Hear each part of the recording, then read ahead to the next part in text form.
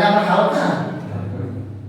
তাহলে এই আমার এই যে একটা বিন্দু করে যে আমি টানলাম, এর সারফেসের সঙ্গে আমার এই কন্টাক্ট সারফেসটা খুব ক্ষুদ্র ন্যূনতম আছে, যার জন্য কিন্তু এখানে ফ্রিকশনটা আমার কি হলো, এই তুলনায় লেস হয়ে গেল, এই তুলনায় এটা লেস হয়ে গেল।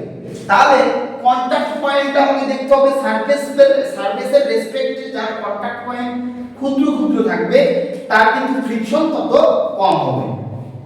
ফ্রিকশন তখনই বেশি হবে যদি আমি কোনো একটা অবজেক্ট কোনো একটা সারফেসে রাখলাম, পুরোপুরি অবজেক্টটার যে সারফেসটা আছে পুরোপুরি অবজেক্টের সারফেস এবং যে আমাদের যে সারফেসের উপর রাখবো সেই সারফেসের যদি পুরো কানেকশনটা যদি অ্যাক্টিভ থাকে তাহলে তার কিন্তু ফ্রিকশনটা কি হবে, বেশি হবে। তাহলে আমরা এই ফ্রিকশন মানে এই ফ্রিকশনের উপর ভিত্তি করে আমরা কিন্তু লুব্রিকেশন করে থাকি। ফ্রিকশনটা কি রকমের হতে পারে স্যার? ফ্রিকশনটা হতে পারে চার প্রকারের। কি কি ফ্রিকশন চার প্রকার হতে পারে?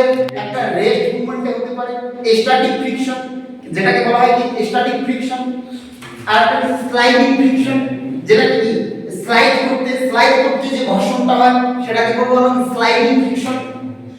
আর একটা কি যেটা আমরা রোটেট করে রোলার ফ্রিকশন। তাহলে কি বললাম? একটা স্ট্যাটিক ফ্রিকশন, একটা কি বললাম স্লাইডিং ফ্রিকশন, একটা রোটেটিং ফ্রিকশন, আর একটা কি ফ্রিকশন হবে, আর একটা সিনথেটিক ফ্রিকশন থাকে।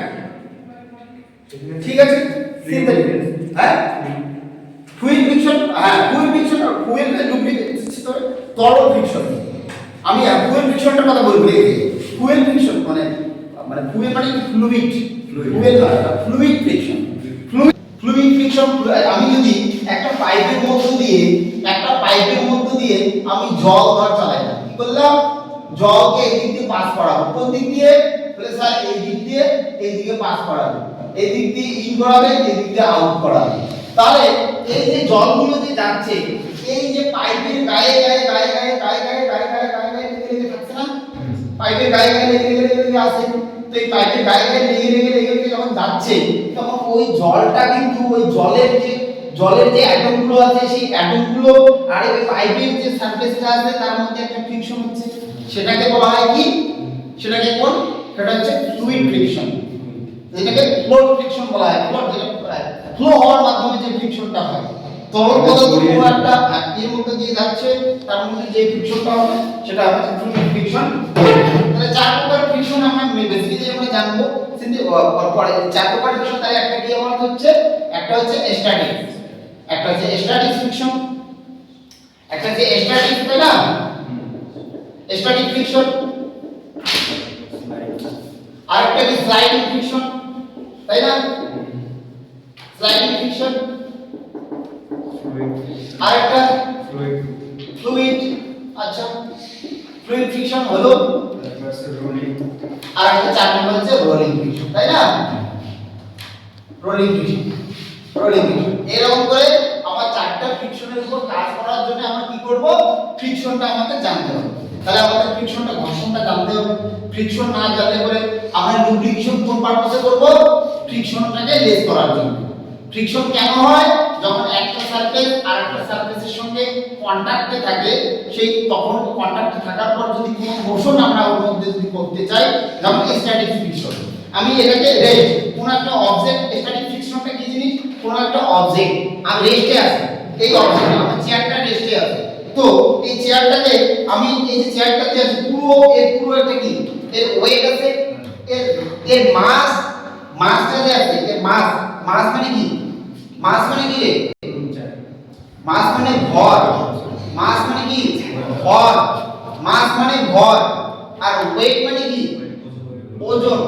এবার এই ভরটা ওজনে তখনই পরিবর্তন হবে। কখন পরিবর্তন হবে? মাসটা ওয়েটে কখন পরিবর্তন হবে? আমি এর আগে অনেকবার বলছি যে কোনো বস্তুর মাসটা ওয়েটে তখনই পরিবর্তন হবে যখন ও গ্র্যাভিটির টানটা কনস্ট্যান্টলি ওর সাথে মাল্টিপ্লাই হবে। মানে আমি কি বলছিলাম তোদেরকে যে ওয়েট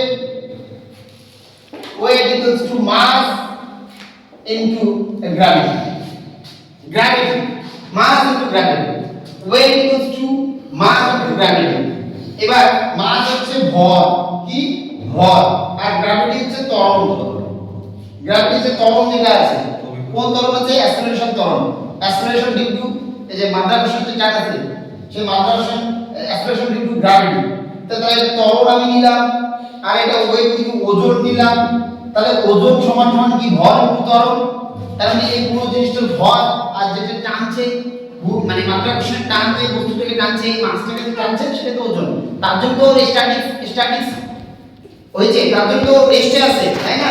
এবার একে যদি আমি কোনো মোশন দিতে চাই,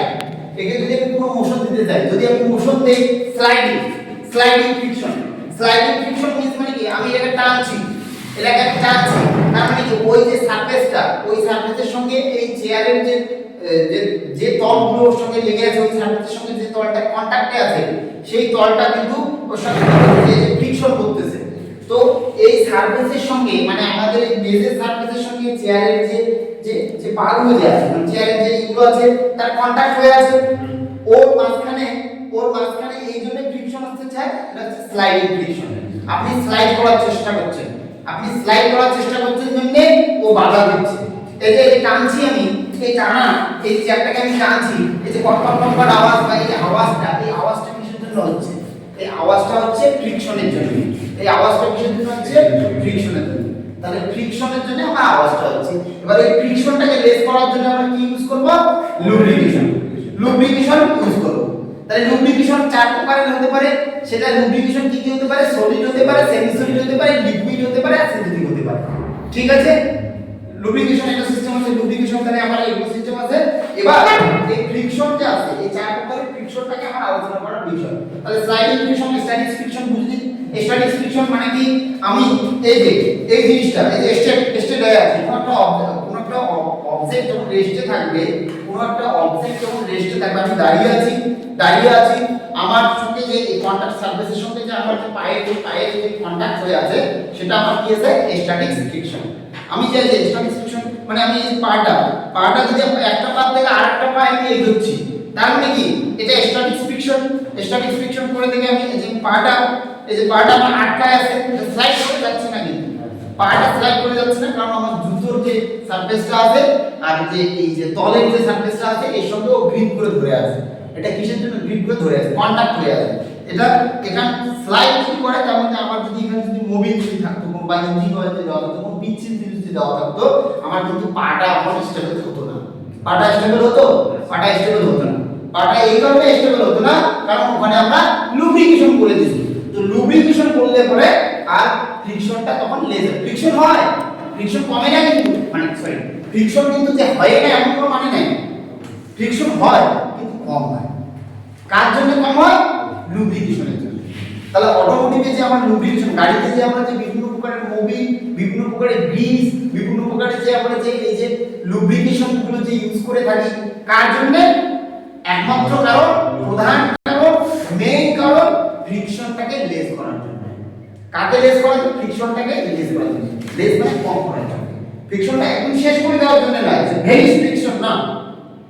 ফ্রিকশনটাকে ভেনিশ করা যাবে না।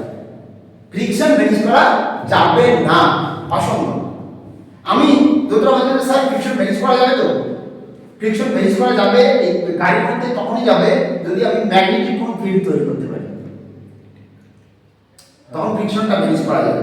তাও ফ্রিকশন থাকবে, এয়ারের সঙ্গে ফ্রিকশন থাকবে। তোরা জাপানের যে দূরত্ব যে জাপানের যে বুলেট ট্রেনের মেকানিজমটা কিন্তু ওর লাইনের সঙ্গে ও কন্টাক্টে থাকে না, চায় না, ইয়া থাকে ম্যাগনেটের আমরা জানি কি? আমরা জানি স্যার, আমরা ম্যাগনেটের যে দুটো পোল, নর্থ পোল, সাউথ পোল। এবার এইদিকেও আমার হয়ে গেল স্যার নর্থ পোল এবং সাউথ পোল। তাহলে দুইটা ম্যাগনেট, এই দুটো ম্যাগনেট কখন আকর্ষণ করবে, কখন বিকর্ষণ করবে? স্যার আকর্ষণ, তাই না? এই যে এখন এই চুম্বকটা কি আকর্ষণ করবে কি করবে?